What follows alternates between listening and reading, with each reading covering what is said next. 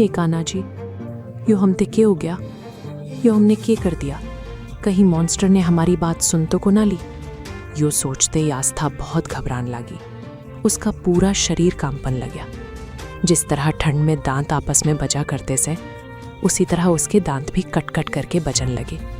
अरमान ने उससे कुछ भी को ना कहा, बस उसे घूर के बाथरूम में चला गया। अरमान के जाने के बाद आस्था ने एक गहरी लंबी राहत की सांस ली और बोली, पता को नहीं अब यो मॉन्स्टर हमारा के हाल करेगा। यो हमने के कर दिया। हमने उस मॉन्स्टर के मुंह पे ही उसने मॉन्स्टर कह दिया। भगवान जी, बस इस बार और बचा लियो हमें। वादा करते से कि इस बार तो हम पक्का आपसे मिलन आवेंगे और आपके खातिर ढेर सारा आपका फेवरेट प्रसाद भी लेके आवेंगे। बस अभी आप हम पे अपनी कृपा बनाए रखियो। ऐसा कह के आस्था मन ही मन में खुद के खातिर दुआ करने लगी। वहीं दूसरी ओर दादाजी एक फोटो के सामने खड़े होकर नम आँखन ते अपने बेटे की फोटो देख रहे थे। वो मायूस होके बोलन लगे, हमने सोचा ना था कि हम अपने अरमान की शादी करवा पाएंगे। अब हमने उसे मजबूर करके उसकी शादी तो करवा दी से, लेकिन तू तो जाने से ना अपने बेटे ने, तेरा बेटा कितना ज़्यादा ज़िद्दी और अड़ियल से, पता ना वो उस मासूम सी छोरी के साथ किस तरह का ताव करेगा। रह रह के मन ने इसी बात की चिंता सतावे से। मन ने तो यूं भी लग रहा था कि कहीं हमने अरमान की खुशी के चक्कर में उस छोरी के साथ नाइंसाफी तो ना कर दी। इस वक्त दादाजी खुद ने दोषी मान रहे थे। उन्हें यूं लग रहा था कि अरमान की जिंदगी में खुशियां लाने के चक्कर में कहीं उन्होंने भोली भाली आस्था की जिंदगी के साथ कुछ गलत तो ना कर दिया हो। बस इसी बात का उन्हें थोड़ा अफसोस था। वहीं अरमान कुछ ही मिनट में बाथरूम से बाहर आ गया। अब उसने जिम के कपड़े पहने हुए थे। आस्था कभी बिना अपनी जगह दे हिले चुपचाप एक तरफ खड़ी थी, मानो वो अरमान की गुलाम हो और अरमान उसका मालिक। अरमान ने आस्था की ओर एक नज़र डाली और कमरे से बाहर निकल गया। आस्था जल्दी से बाथरूम में गई और नहाने लगी। आस्था खुद से बोली, इससे पहले कि मॉन्स्टर वापस आ जाए, मैंने यहाँ से निकल जाना चाहिए। इतना कुछ होने के बाद मैं उसका सामना ना कर सकती। वो सारे काम जल्दी जल्दी कर रही थी, क्योंकि उसने बस इस कमरे से निकल के नीचे हॉल में दादाजी के पास जाना था और साथ ही साथ सब लोगन के लिए ब्रेकफास्ट भी रेडी करना था। तैयार होने के बाद वो अपने कान्हा जी ने याद करते हुए बोली, कान्हा जी, आज मेरे साथ कोई गड़बड़ मत होने देना और कोई भी गलती होने से पहले ही मन्ने बचा लेना। यो कह के आँखन बंद करके आस्था धीरे धीरे दरवाजे की ओर बढ़ने लगी। वो दरवाजे तक पहुंचती उससे पहले ही दरवाज़ा खुल गया और अरमान, जो जिम कंप्लीट करके कमरे के अंदर आ रहा था, वो प्रेयर कर रही आस्था से टकरा गया। टक्कर इतनी जोर की थी कि आस्था गिरने लग गई, लेकिन वो गिरती उससे पहले ही अरमान ने अपना हाथ आगे बढ़ा के उसे संभाल लिया। इस वक्त अरमान का एक हाथ आस्था के भीगे हुए बालन में उलझा हुआ था और दूसरा उसकी पीठ पर था। कुछ देर तक वो आस्था की ओर देखता रहा। आस्था ने ज्यों ही अपनी आंखें खोली, उसके सामने अरमान सिंघानिया का हैंडसम सा चेहरा था, लेकिन अरमान की आंखें आग उगल रही थीं। आस्था अरमान की आंखों की तपिश बढ़िया तरह महसूस कर पा रही थी और वो मन ही मन डरते हुए बोली कि भगवान जी, अभी अभी तो आपसे प्रेयर करी थी कि मन ने आज हर तरह के लफलेते दूर रखना, और आपने सुबह सुबह ही मन ने इस मॉन्स्टर से टकरा दिया। तभी सामने खड़े अरमान ने कड़े लहजे में पूछा, तुम देख के ना चल सकती? अंधी से के ध्यान कितना तुम्हारा? अगले ही पल आस्था ने हकलाते हुए कहा, वो मैं बस। आस्था बकरी की तरह मैं करती रही। उसके आगे वो चाह के भी कुछ बोल ना पाई। उसे कुछ समझ ही ना आ रहा था कि वो क्या बोले। अरमान आस्था की मैं सुनकर इरिटेट हो गया था। उसने तुरंत आस्था ने छोड़ दिया और आस्था अपना बैलेंस न बना पाई और वो पीठ के बल जमीन पर जा गिरी।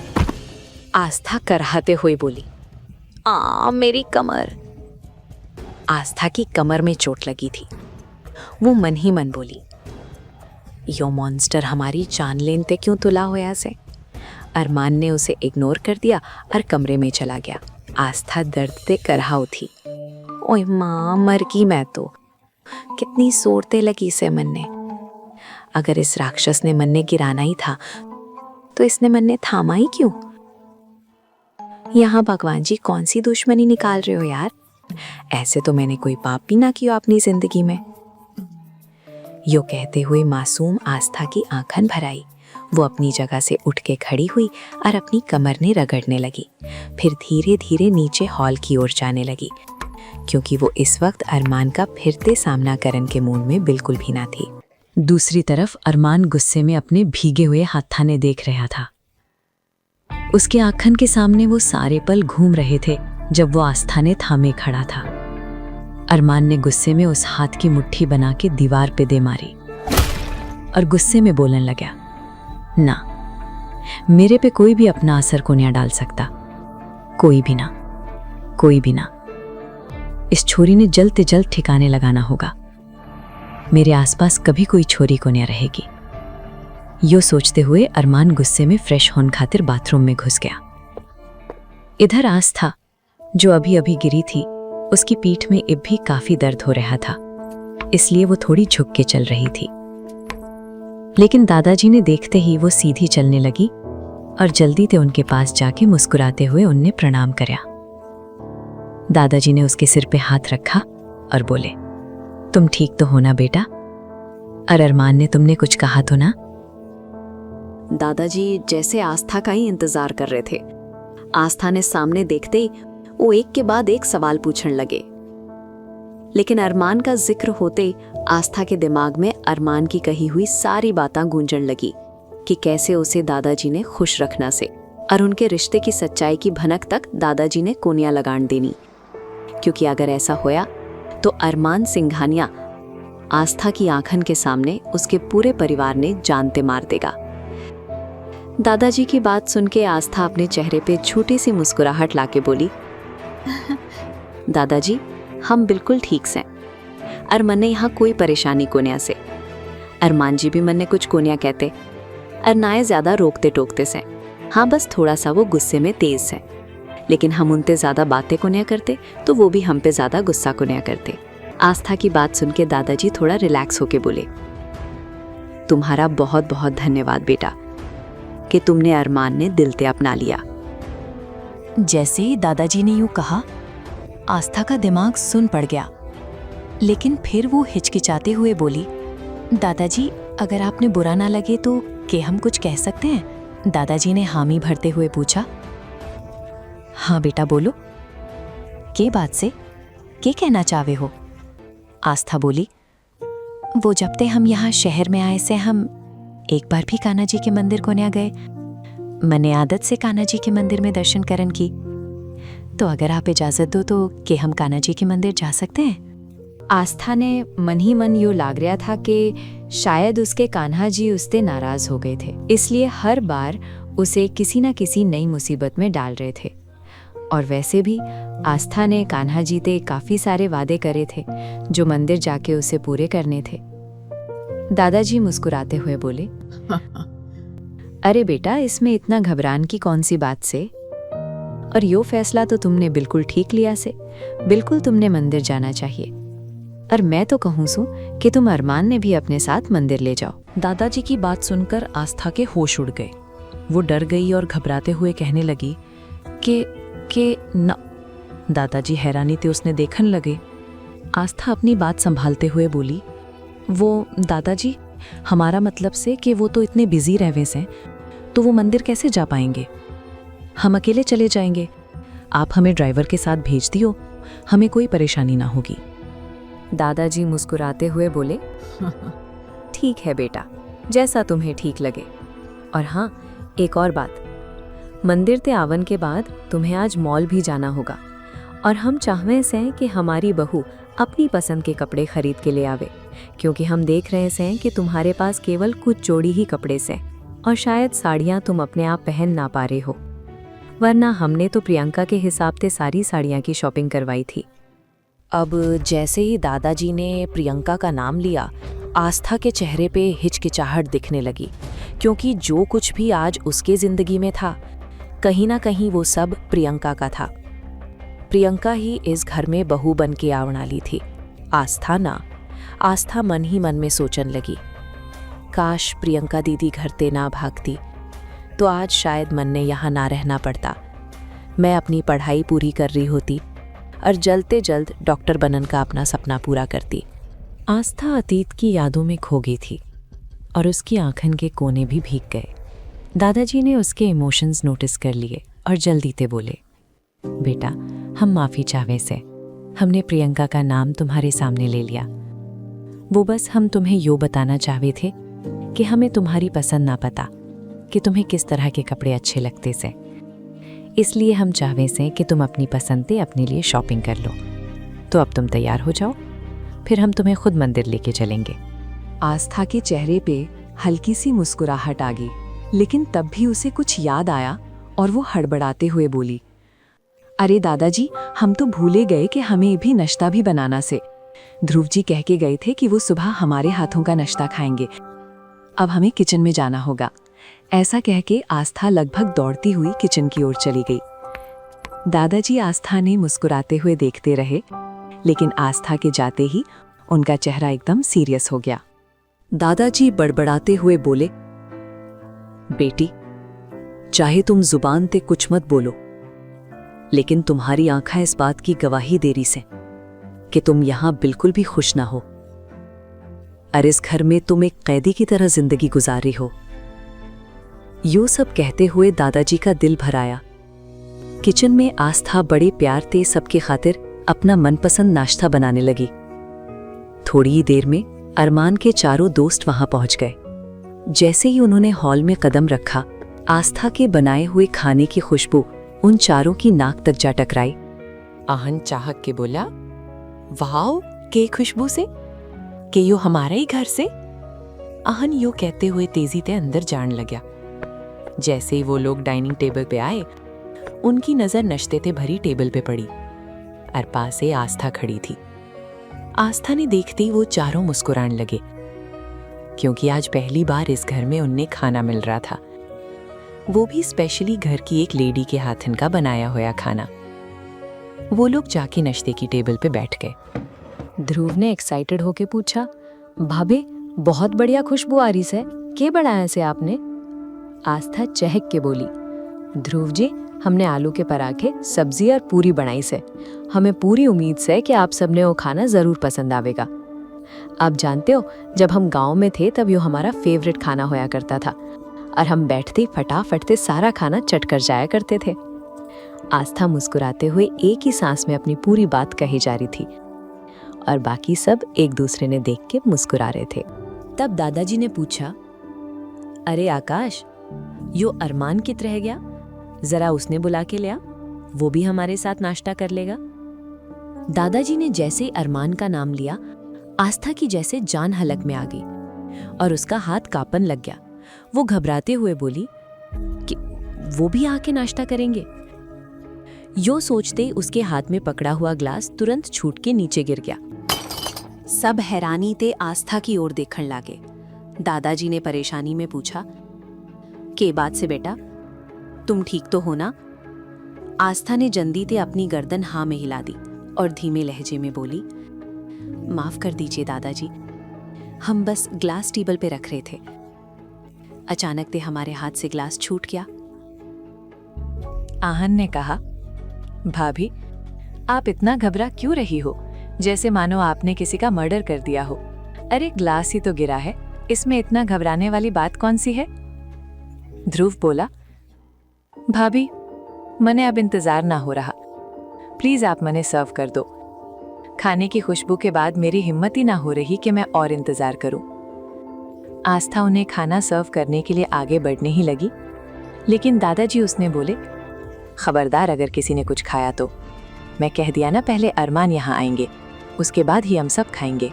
दादाजी की बात सुनकर सब मुंह बना के आकाश की ओर देखने लगे, क्योंकि दादाजी ने आकाश ने ही अरमान ने बुलाने के लिए कहा था, लेकिन आकाश की हिम्मत न हो रही थी कि वो अरमान ने जाके बुला सके। तभी दादाजी ने आस्था की ओर देखते हुए कहा, आस्था बेटा, यो आकाश तो मेरी बात सुनी ना रहा, एक काम करो, तुम ही जाके अरमान ने बुला ले आओ। जैसे ही दादाजी ने यो कहा, आस्था बुरी तरह डर गई, क्योंकि वो अभी अरमान का बिल्कुल भी सामना ना करना चाहती थी।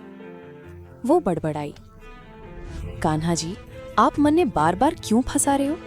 हाँ, हम मानते हैं कि हम अपना दिया हुआ वादा अब तक पूरा न कर पाए हैं, तो इसका मतलब यो थोड़ी है कि आप अपनी प्यारी आस्था के साथ ऐसा करोगे।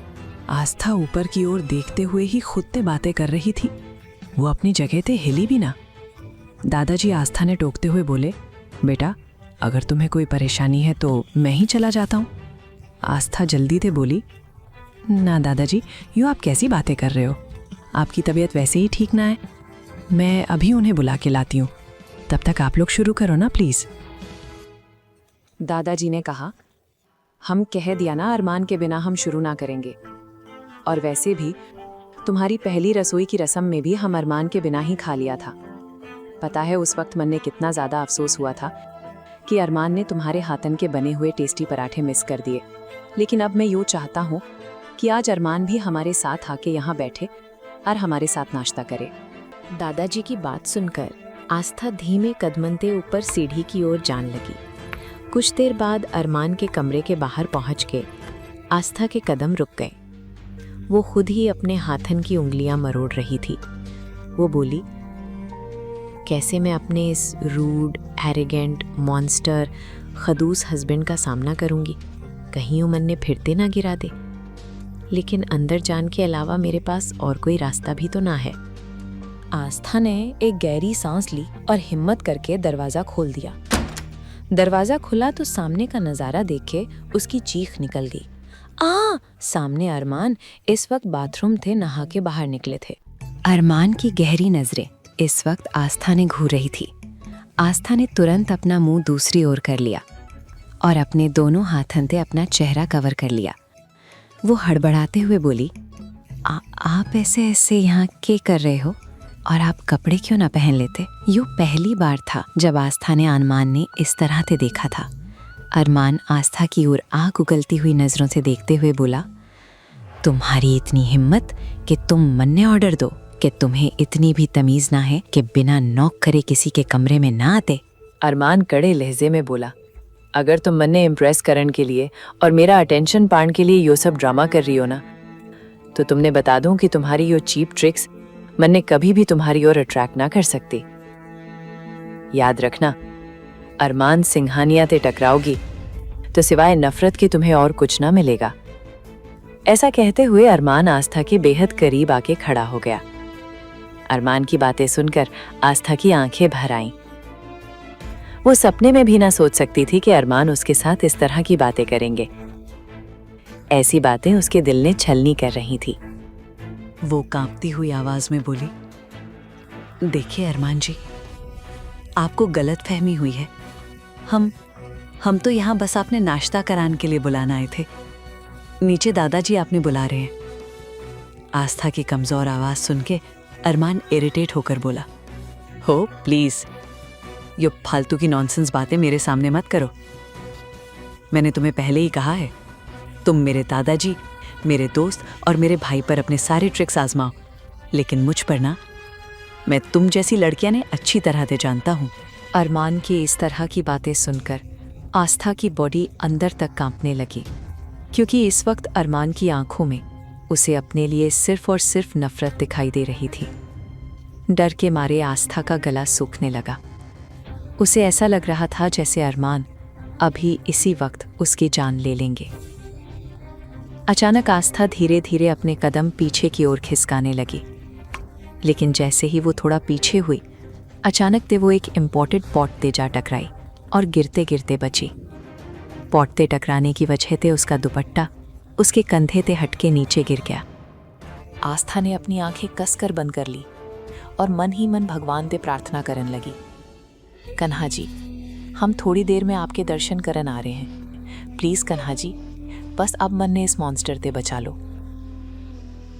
आस्था ने इस तरह से आंखें बंद करते देख के अरमान और ज्यादा गुस्से में बोला, मानना पड़ेगा, काफी अच्छी एक्टिंग कर लेती हो तुम, लेकिन तुम्हारी जानकारी के लिए बता दूं, तुम्हारे जैसी न जाने कितनी ही लड़कियां हैं जो मन ने हर रोज इम्प्रेस करने की कोशिश करती हैं। नफरत, सिर्फ और सिर्फ नफरत, समझी तुम?